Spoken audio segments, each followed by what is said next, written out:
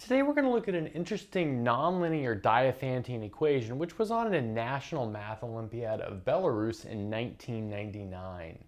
So our goal is to find all integer solutions x and y to this equation x to the 6 plus x cubed y equals y cubed minus 2y squared.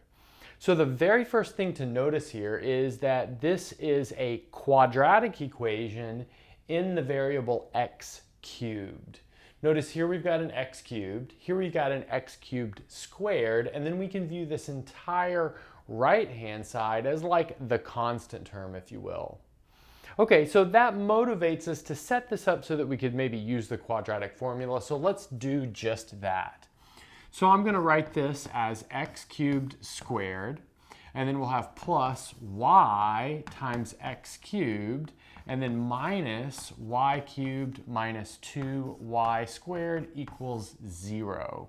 Okay, now applying the quadratic formula, we'll have x cubed equals, well, let's see, it'll be my negative b term, which in this case is minus y, and then we'll have plus minus the square root of, this will be y squared minus 4 times this term times the coefficient here, which is 1. So that'll end up being just 4 times this. And we can change these minuses to pluses. So that'll give us, let's see, plus 4y cubed plus 8y squared. And that's, of course, all going to be over 2. Okay, so let's see where we can go from there. Well, let's note that we can factor a y squared out of this and then put some terms together. That'll give us minus y plus minus y times the square root of 4y plus 9. This is all over 2. You might say, well, when I pull this y out, when it was y squared here, I need an absolute value. But we can take care of that with this plus or minus. That's okay. Okay, so let's see what we have here. So now we have x cubed equals, I'm going to write this as, let's see, minus y over 2. And then after pulling that out, I have 1 plus minus the square root of 4y plus 9. Great. And then since we want integer solutions, we know the only way to achieve that is to have, let's see, a perfect square inside of that radical. So that means that, for instance, 4y plus 9 must be equal to something squared. But what we're going to do is put something inside those parentheses that simplify the situation. And I'm going to put 2z plus 3. So we know it needs to be an odd number because we've got an odd number on the left-hand side. So we could have 2z plus 1 or maybe 2z minus 1. But I'm going to go ahead and put 2z plus 3 because when we multiply this out, well, we'll have 4z squared plus 12z plus 9. And those 9's cancel, just kind of making everything nice. And then not only do those 9's cancel, but everything left over has a 4 attached to it. We can maybe divide by that 4 and we'll end up with y equals z squared plus 3z. So in other words, we have y equals z times z plus 3. Okay, that's good. Now let's go ahead and push this back into our original solution, maybe right up here. Okay, so that tells me we have x cubed is equal to negative z times z plus 3 over 2. And then we'll have 1 plus minus. Well, it's going to be the square root of this 4y plus 9. But let's recall we set that 4y plus 9 equal to, well, z plus 3 squared. So that's just going to be plus minus 2z plus 3, where, again, I got rid of the absolute value for the same reason that I did before. Okay, so now this splits into two cases based off if we have a plus sign or if we have a minus sign there. So let's see, if it splits off with the plus sign, well, we're going to have this minus z times z plus 3 out front. This is all over 2. And then we'll have, let's see, it'll be 2z plus 4. Okay, so there's the split with the plus sign. But that simplifies kind of nicely. That simplifies to negative z times z plus 2 times z plus 3, after putting it in like some nice kind of obvious order. Okay, so there's one case for x cubed. And then what about with the minus sign? Well, with this minus sign, it's going to split into something kind of similar. So we'll have x cubed is equal to, well, I'm just going to bring this thing over, this z, and then this z plus 3. It's still attached to a minus. And then let's see, we have 1 minus 2z, so that'll give me minus 2z, and then we've got 1 minus 3, so that'll give me minus 2. Well, this case is even a little bit better because the two trailing minus signs cancel out with this one out front, and we'll have something like this. Z times z plus 1 times z plus 3. Okay, so that's my next possible case for x cubed. And in fact, from this point forward, we're only going to worry about this second one. And that's because this first one is actually connected to the second one via a change of variables. So in fact, if we take all of the z's here and we'll replace them with minus z minus 3, you'll see that we can move back and forth between those two cases. So any values of z that we get here that make everything work, well then we just turn them into the values of z that make this work over here. Okay, so in the end, I'll let you guys fill in the solutions that we perhaps didn't get. But that being said, let's look at this. So we just determined that our variables up here in our goal equation could be written in terms of this secondary variable, which I'm calling z. So y was z times z plus 3, and then x cubed was z times z plus 1 times z plus 3. Or I guess I should put down here at the bottom, we also had this case when x cubed was equal to minus z times z plus 2 times z plus 3. And if you recall, we were going to leave this as like a homework exercise. And furthermore, this case was like somehow in a one-to-one correspondence with the case that we're actually going to worry about. Okay, so like I said, now let's look at this case right here where we have the cube of x is equal to, well, this cubic in z over here. And we're going to break this into a couple of different cases that correspond to the size of x versus the size of z. Keeping in mind that maybe these cases when x is equal to z, z plus 1, or z plus 3 are perhaps important. Okay, so let's start with the case when x is less than z and see what that leaves us with. Okay, so like I said, x is less than z. Okay, but let's see, where does that take us? Well, here we'll have z times z plus 1 times z plus 3. Well, that's equal to x cubed, but that'll be less than z cubed because x is less than z. Okay, but now let's multiply out this left-hand side. So multiplying that out will give us a z cubed, and then a plus 4z squared plus 3z is less than z cubed. Just bringing the other side of that down. But now we can cancel these z cubed terms out, and we'll end up with something like this. We'll have z times 4z plus 3 must be less than 0. Okay, but now we're going to split this into two cases. Because in order to multiply integers and get something that's negative, you have to have exactly one of them negative and exactly one of them positive. Okay, so this first case will be z is less than 0, and then 4z plus 3 is bigger than 0. So let's see where that takes us. Well, this 4z plus 3 being bigger than 0 means that z is bigger than negative 3 over 4.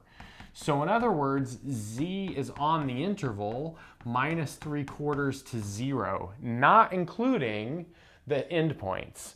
Oh, but z is also an integer by our construction and by our assumption that we're solving over integers. But there's no integer between -3/4 and 0, so this is simply the empty set. So we have z as an element of the empty set, which clearly doesn't make any sense. So that doesn't work.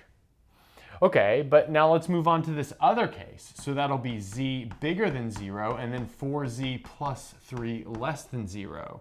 But we can do essentially the same kind of thing there. This tells us that z is less than -3/4, but then that totally falls apart because we have simultaneously z is positive and negative. Okay, so what did we just find out? Well, if z is less than 0, that does not lead to any possible solution. So I'll put a big X around that, and we'll move on to the next case. So we just showed it was impossible for x to be less than z. Now let's look at the case when x is equal to z. But now we can just turn this into an equation only involving z.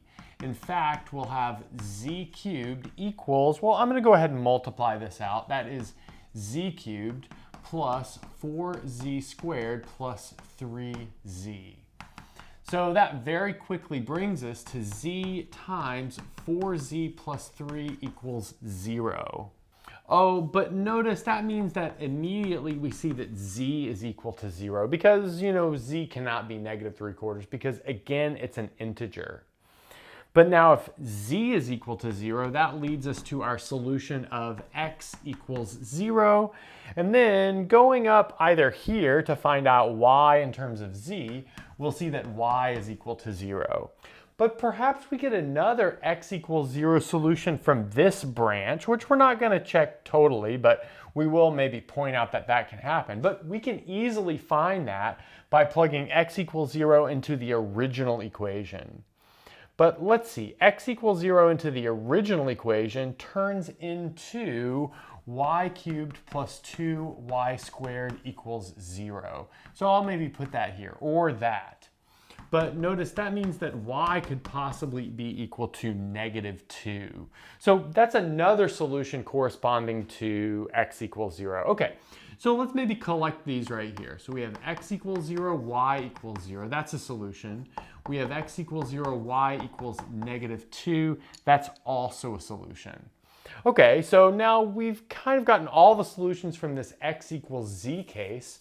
So let's move on to the next. Okay, so now moving on to this case when x is equal to z plus 1. Notice I'm going to maybe flip this and see that that's the same thing as z equals x minus 1. Now we're going to plug that over here.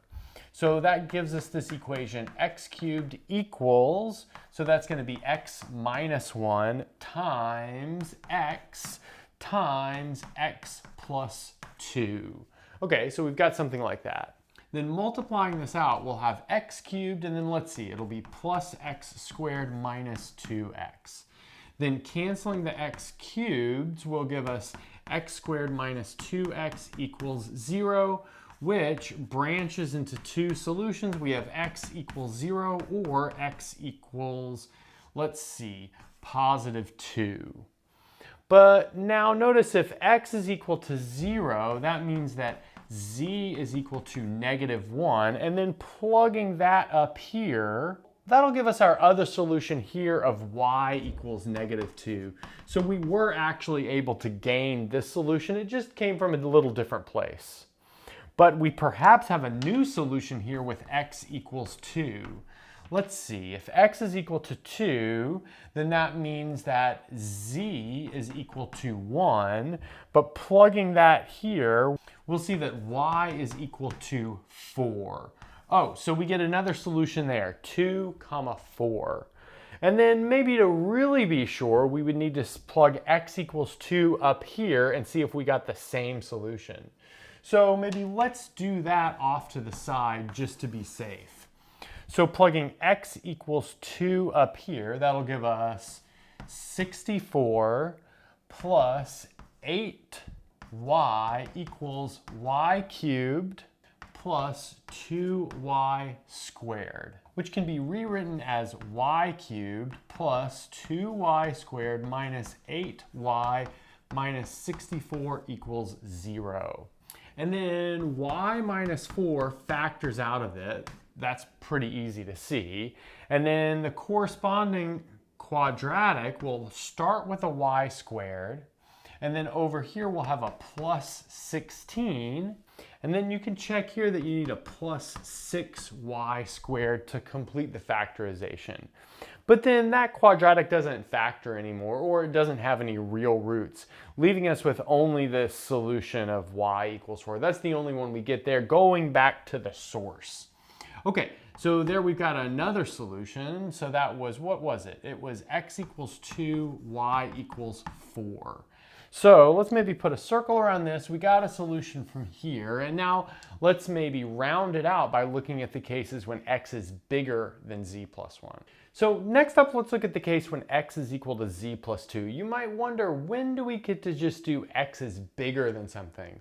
And I think the safest place to do that is once we encounter this z plus 3. We'll see what happens here and see if we need to make a little finer adjustment along the way. Okay, so if x is equal to z plus 2, then let's see, that's going to give us z plus 2 cubed equals z times z plus 1 times z plus 3. But then multiplying out this left-hand side, we'll have z cubed, and then that'll be plus 6z squared plus, let's see, it'll be 12z plus 8. Okay, and then that'll be equal to, well, that multiplied out, which we've done several times already, z cubed plus 4z squared, and then plus 3z. Okay, so moving some things around, what will we get? Well, we're gonna have something like this, 2z squared, and then plus 9z plus 8 equals 0. But now you can check that this doesn't have any integer roots. So I'll maybe write that here. So no roots in z. And you can do that maybe by using the rational root theorem. And you can determine that there are no integer roots in a number of different ways. I'm not really going to go over that. Okay, so anyway, we see that z cannot be equal to x minus 2, or x cannot be equal to z plus 2. Okay, so now let's move on. Okay, so rounding out our possibilities are the case when z is bigger than or equal to z plus 3. But let's push that into here. So here we have z times z plus 1 times z plus 3. Well, that's equal to x cubed, which in turn is bigger than or equal to z plus 3 quantity cubed. Okay, and then doing this one more time, let's multiply these out and see what happens. So we'll have, again, z cubed 4z squared plus 3z here. And then that's got to be bigger than or equal to, so we'll have z cubed. And then let's see, using the binomial theorem, we'll have 9z squared. And then next up, we'll have 27z and then plus 27. So we've got something like that. Okay, so these z cubed terms can cancel, so that's good. And then we can start moving some things around. So let's move everything to the right. So that'll leave us with 5z squared plus 24z plus 27 is less than or equal to 0. So we need to figure out when that happens. But then it's easy to check that this inequality only holds a few times. So it only holds when z is equal to -2 or -3. And then plugging those into our equation here for x, you'll see that there are no more solutions. So that means that we also have no solutions for this big range. But that is all the possibilities of the size of x versus the size of z, which means we've covered everything. Well, except for this little bit of the homework exercise. And so far we have 3 solutions. So maybe post in the comments if we pick any other solutions up from this other bit. And that's a good place to stop.